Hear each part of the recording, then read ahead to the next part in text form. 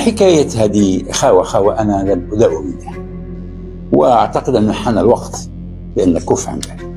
سياسة اليد الممدودة لا رسمية ولا شعبية يجب أن تتوقف.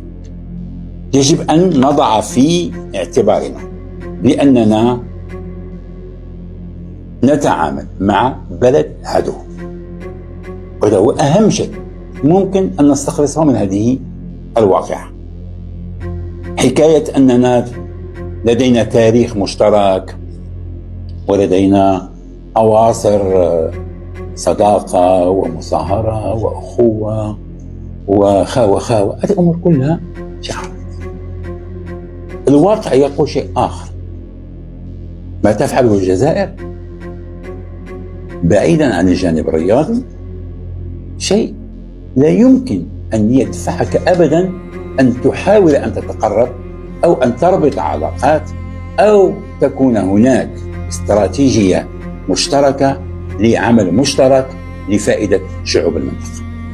هذا حلم وسيبقى حلم، ولن يبنى هذا المغرب العربي أبدا،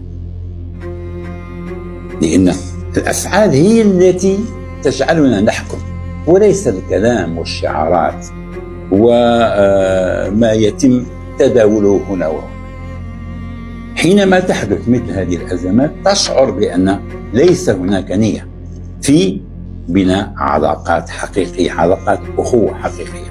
لذلك قلت كفى من سياسة اليد الممدودة، لأنها أحيانا تعتبر ضعف، والبعض يعتقد بأنك حينما تبدي نوايا طيبة لتتقرب وتقول فلنطوي الماضي ونبدأ صفحة جديدة ونعتمد على كل تلك الركائز التي قلت، التاريخ المشترك، نحن كلنا في خندق واحد، ما قدمنا المصاهرة وكل هذه. حينما تقدمها أنت يعتقد البعض بأنك في موقع ضعف وليس في موقع قوة.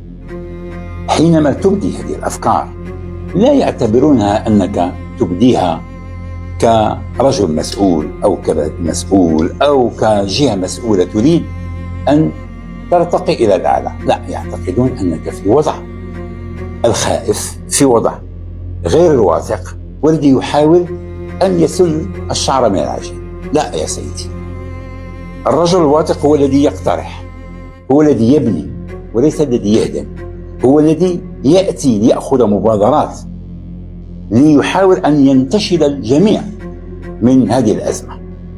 ولكن حينما يكون مخاطبك وجارك لا يفهم هذه اللغة وهذا التعبير وهذه النظرة الثاقبة في معالجة المواضيع والأزمات، فيجب عليك أن تكون صارما. هذه أمور لا تقبل العبث ولا تقبل أن أتزايد فيها معك. نحن لدينا موقف، وهذا الموقف إما أن نبني على أساسه شراكة وعلاقات صداقة حقيقية لا تضر بمصالح هذا الطرف والطرف الآخر، وإما أن يبقى كل واحد في مكانه.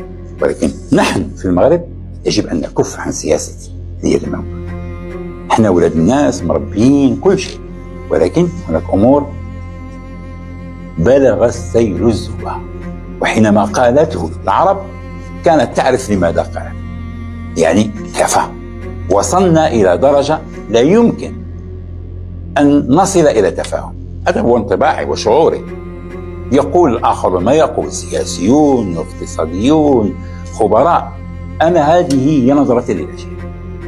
لا يمكن أن تبني علاقات مع جار مثل الجزائر بقياداته الحالية.